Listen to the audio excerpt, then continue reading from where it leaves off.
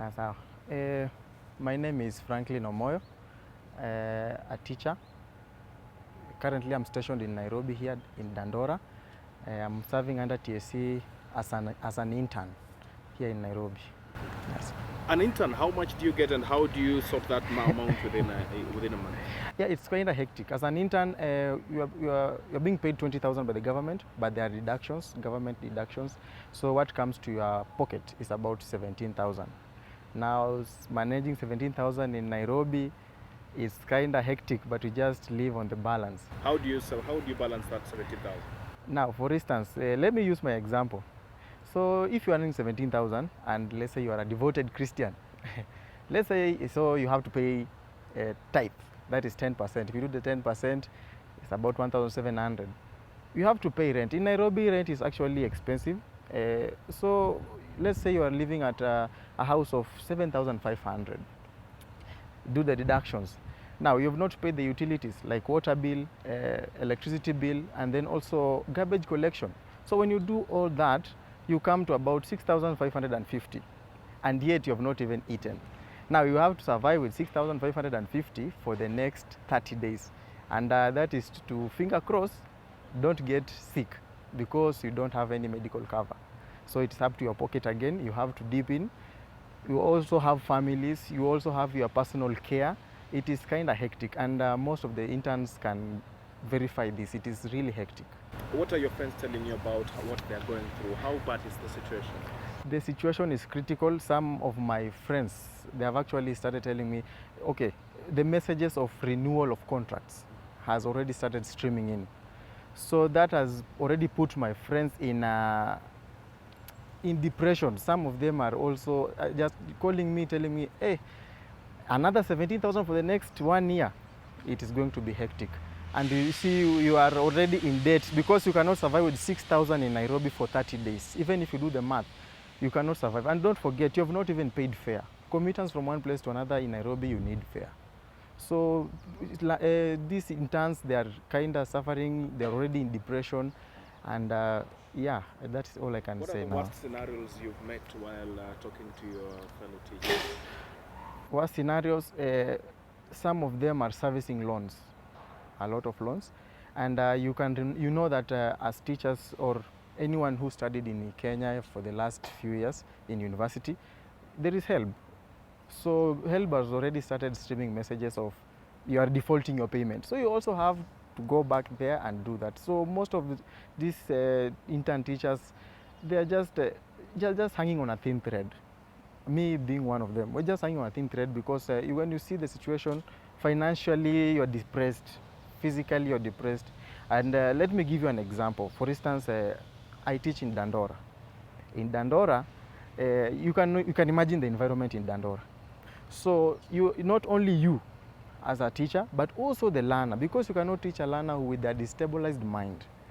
For instance, I can give an example. There was a time a learner came and told me, Mwalimu, I have not eaten for the last 2 days. Now, because you reside in Dandora, that is normal. We know that. They sometimes go without food. So you have to dig in your pocket, and with the way the economy is, and help the learner where possible. So if you talk to these teachers, it is kind of hectic to them, surviving with this 17,000. It is hell, yeah. What is, for example, we have also had reports of teachers who come to school, they are stressed. One, even they cannot even afford their clothes. Wanakuja kwa darasa wanakata wanafeel kama wako demoralized. Yeah, that is actually true. That is very true. Imagine you're surviving that. Now, let's go back to that math. You're having 6,550. You've not eaten for 30 days.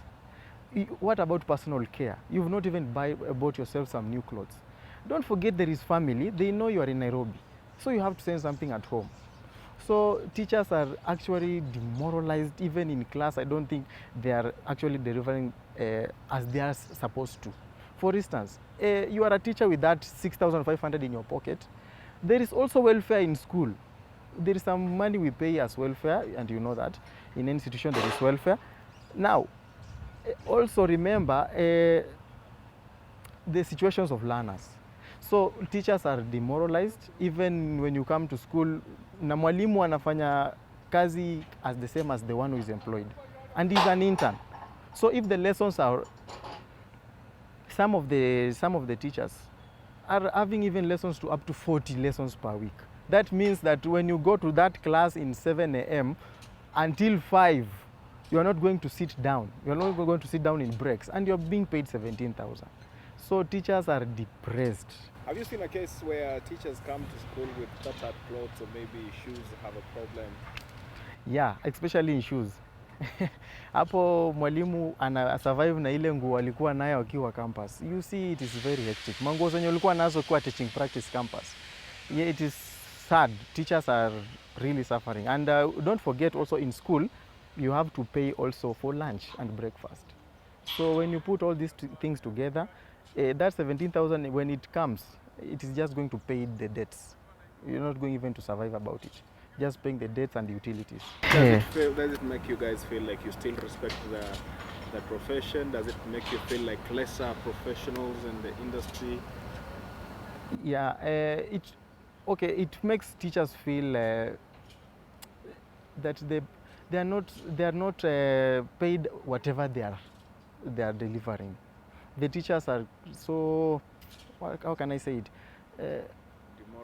Demoralized kind of way. They are so demoralized when you look at the situation, and then you're being told by the government you have to renew, and if you don't want to, you decline. So first of all, there is no job security. You are going to service the HELB loan. The messages are streaming in, even if you can ask anyone. Even the guarantors have been contacted that they should remind you to pay the loan. So teachers are depressed mentally and financially. They look normal, but they are depressed. What would be your message to the government, TSC and the Ministry of Education? Now, when we go back to the budget allocation in July, the Parliament allocated 7.2 billion for teachers to be converted. Actually, even I saw in the paper, I think you guys covered it, 7.2 billion to convert the current serving interns to PNP. So the message was all clear until recently in November. We started hearing some grapevine information about extending of contracts. That's when teachers now broke loose. And because you see, you already know. Actually, in July, you were told by the end of November, you will have signed your PNP contracts, the permanent and pensionable contracts. You will have signed it. But now you start hearing that you need to extend the contract. Some of the teachers even are wondering if they could go back now to the private sector, because at least it pays much than the government. So my message to the government is clear. The 7.2 billion was allocated for conversion of the teachers.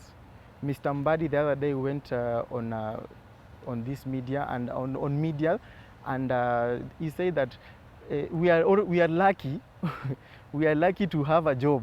We are lucky to have a job. You see, and this guy is the one who is supposed to allocate the money for the conversion of teachers intern to PNP, and the money is there. It was allocated on the budget. We are wondering why is this chaos all over, and teachers are now questioning, do we have now the trust with the government? The money is there, then we need to extend the contract. Now, where is the remaining money?